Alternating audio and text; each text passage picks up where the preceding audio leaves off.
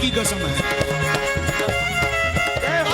राम कृष्ण हरि बोलो, राम कृष्ण हरि बोलो राम कृष्ण हरि, बोलो राम कृष्ण हरि, बोलो, राम कृष्ण हरि बोलो, राम कृष्ण हरि बोलो राम कृष्ण हरि, बोलो राम कृष्ण हरि, बोलो, राम कृष्ण हरि बोलो, राम कृष्ण हरि जय जय राम कृष्ण हरि, जय जय राम कृष्ण हरि, जय जय राम कृष्ण हरि, जय जय राम बोलो कृष्ण हरि बोलो राम कृष्ण हरि, बोलो राम कृष्ण हरि, बोलो, राम कृष्ण हरि बोलो, राम कृष्ण हरि बोलो राम कृष्ण हरि, बोलो राम कृष्ण हरि, बोलो, राम कृष्ण हरि बोलो, राम कृष्ण हरि बोलो राधा माधव हरि, बोलो राधा माधव हरि, बोलो, राधा माधव हरि बोलो, राधा माधव हरि रामचंद्र भगवान की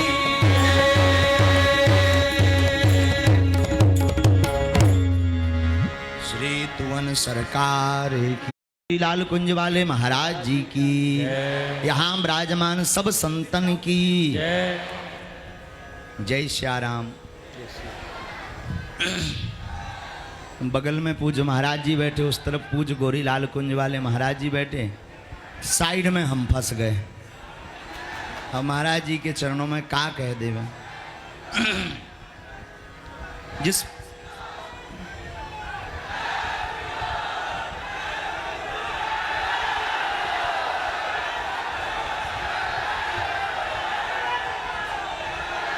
बस बस बस कथा में विघ्न पड़ेगा। जय जय जय पागलो बस शीघ्र कम समय में पूज्य महाराज जी के चरणों में प्रणाम भर कर लें, क्योंकि कथा सुनने हम आए हैं। अब कुछ ऐसा तो मन में भाव नहीं, पर जिन महापुरुष के पुण्य स्मरण में ये महोत्सव चल रहा है, पूज्यपाद साकेतवासी महंत श्री बालकृष्ण दास जी महाराज के पुण्य स्मरण में यह महामहोत्सव चल रहा। हमारे पूज्य दादा गुरु जी जब कभी कभी बैठते थे तो एक बहुत श्लोक की एक छोटी सी सूक्ति बोलते थे, छिन्नो अपि चंदनम तरु गंधम ना जहाती। कहते थे बेटा चंदन कट जाने पर भी अपनी सुगंध को नहीं छोड़ता, उसी प्रकार महात्मा शरीर मन में ना भी रहें, जीवंत ना भी रहें, तब भी उनकी आभा, उनकी कृपा, उनका प्रभाव और उनका स्वभाव हमेशा उस भूमि में छलकता ही रहता है जहां वो निवास करते हैं।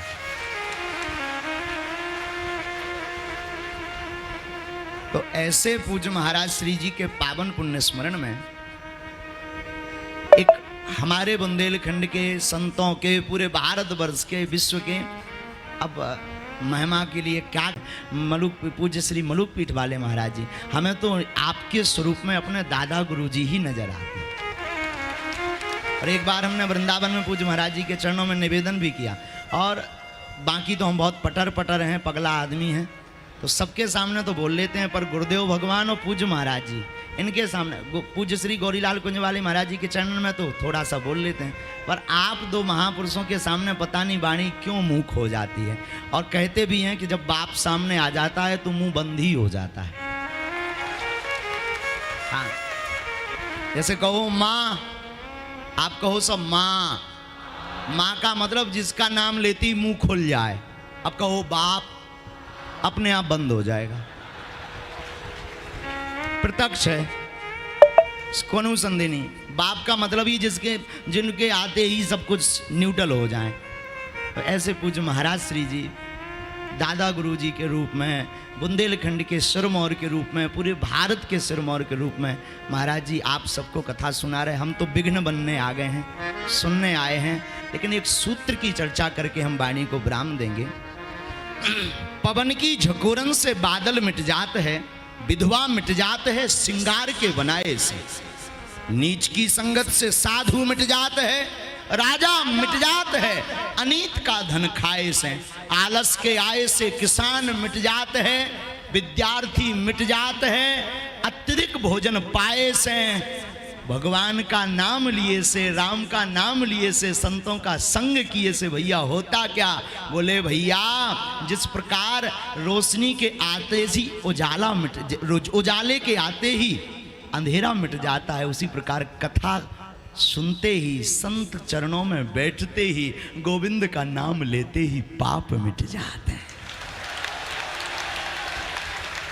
राम का नाम लेते ही, संतों के जीवन में आते ही पाप अपने आप छूमंतर हो जाते हैं।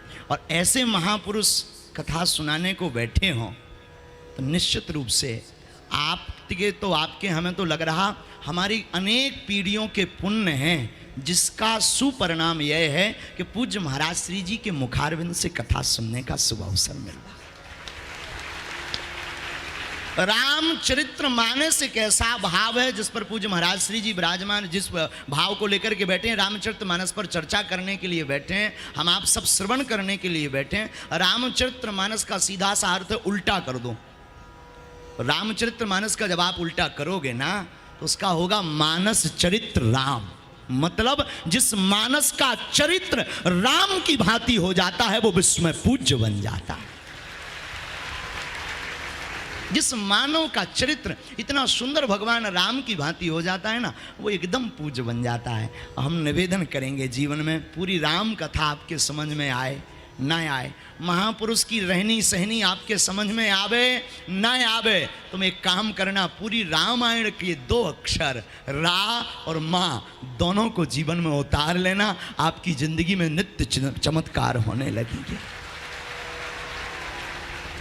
आपकी जिंदगी में नित्य उजाला होने लगेगा, आपकी जिंदगी में नित्य वृद्धि होने लगेगी।